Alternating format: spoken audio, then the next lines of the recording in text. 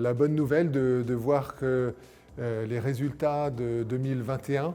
ont progressé de 34%, et ce qui nous a permis d'arriver au-dessus de la moyenne décennale,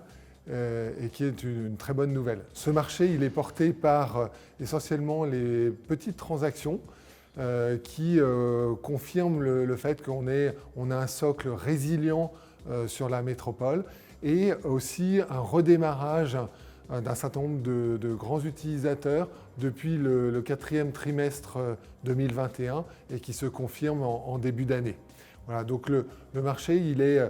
actif, dynamique. Il y a un vrai phénomène de rattrapage avec des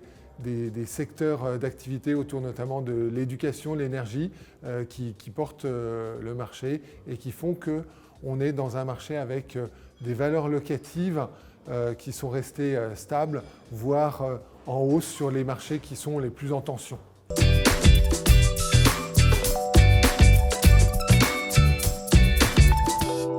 Au niveau de l'investissement aussi, c'est la bonne nouvelle, c'est qu'on reste sur un marché avec un volume de plus d'1 milliard qui confirme l'intérêt des investisseurs institutionnels pour le marché de la métropole, et qui est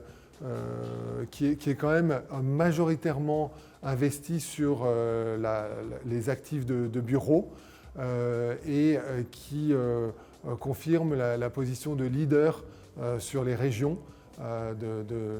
leader de la métropole sur les régions, avec donc 900 millions investis sur l'immobilier de bureaux. La tendance aussi, c'est que compte tenu de la disponibilité des capitaux et des taux d'intérêt qui restent toujours aussi bas, c'est que le taux de rentabilité, le taux de capitalisation reste bas et a même baissé à 3,40, ce qui confirme aussi une certaine confiance des investisseurs sur le marché de la métropole.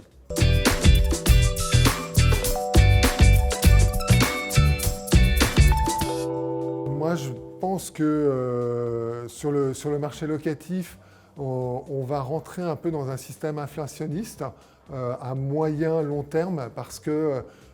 c'est de plus en plus difficile de construire. Donc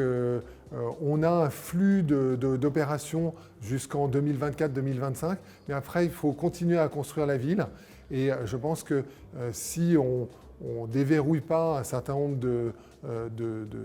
fonciers, ça aura tendance à pousser les valeurs à la hausse. Et puis en termes d'investissement, je pense que Lyon et la métropole va conserver sa position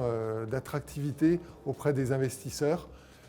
compte tenu de cette résilience et de cette structure de marché qui est basée sur une activité industrielle et de services assez variée, et qui constitue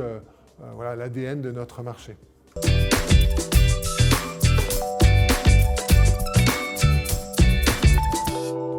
Non, l'immobilier de bureau n'est pas mort, il est bien vivant, et je dirais même vive l'immobilier de bureau. Simplement, soyez vigilants sur votre capacité à adapter vos projets aux nouvelles demandes de demain, puisque en fait on voit un vrai chamboulement des besoins des utilisateurs autour notamment du télétravail et de la flexibilité.